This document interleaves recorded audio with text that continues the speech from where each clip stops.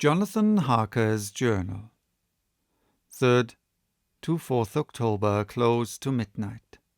I thought yesterday would never end. There was over me a yearning for sleep, in some sort of blind belief that to wake would be to find things changed, and that any change must now be for the better. Before we parted, we discussed what our next step was to be, but we could arrive at no result. All we knew was that one earth box remained, and that the Count alone knew where it was. If he chooses to lie hidden, he may baffle us for years, and in the meantime, the thought is too terrible, I dare not think of it even now. This I know, that if ever there was a woman who was all perfection, that one is my poor, wronged darling.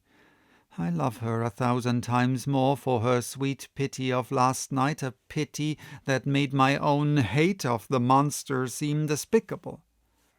Surely God will not permit the world to be the poorer by the loss of such a creature. This is hope to me. We are all drifting reefwards now, and faith is our only anchor. Thank God, Mina is sleeping, and sleeping without dreams. I fear what her dreams might be like, with such terrible memories to ground them in. She has not been so calm within my seeing since the sunset.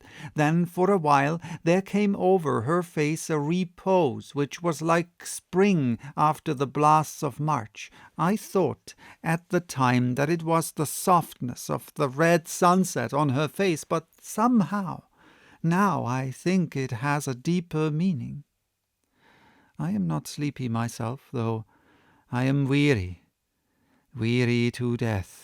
However, I must try to sleep, for there is tomorrow to think of, and there is no rest for me until... Later. I must have fallen asleep, for I was awaked by Mina, who was sitting up in bed with a startled look on her face. I could see easily, for we did not leave the room in darkness. She had placed a warning hand over my mouth, and now she whispered in my ear, "Hush, there is someone in the corridor." I got up softly, and crossing the room, gently opened the door. Just outside, stretched on a mattress, lay Mr. Morris, wide awake. He raised a warning hand for silence as he whispered to me, "Hush, go back to bed. It's all right. One of us will be here all night. We don't mean to take any chances." His look and gesture forbade discussion, so I came back and told Mina. She sighed, and positively a shadow of smile stole over her poor pale face as she put her arms round me and said softly, "Oh, thank God for good, brave men." With a sigh she sank back again to sleep. I write this now, as I am not sleepy, though I must try again. 4th October, morning. Once again during the night I was awaked by Mina. This time we had all had a good sleep, for the grey of the coming dawn was making the windows into sharp oblongs, and the gas flame was like a speck rather than a disk of light. She said to me hurriedly, "Go, call the professor. I want to see him at once." "Why?" I asked. "I have an idea. I suppose it must have come in the night and matured without my knowing it. He must hypnotize me before the dawn, and then I shall be able to speak. Go quick, dearest. The time is getting close." I went to the door. Dr. Seward was resting on the mattress, and seeing me he sprang to his feet. "Is anything wrong?" he asked in alarm. "No," I replied, "but Mina wants to see Dr. Van Helsing at once." "I will go," he said, and hurried into the professor's room. In 2 or 3 minutes later, Van Helsing was in the room in his dressing gown, and Mr. Morris and Lord Godalming were with Dr. Seward at the door asking questions.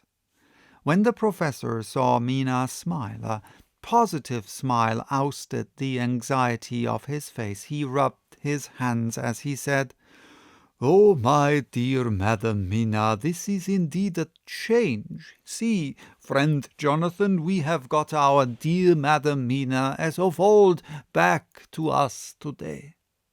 Then turning to her, he said cheerfully, "And what am I to do for you? For at this hour you do not want me for nothings." "I want you to hypnotize me," she said. "Do it before the dawn, for I feel that then I can speak, and speak freely. Be quick, for the time is short." Without a word he motioned her to sit up in bed. Looking fixedly at her, he commenced to make passes in front of her from over the top of her head downward, with each hand in turn.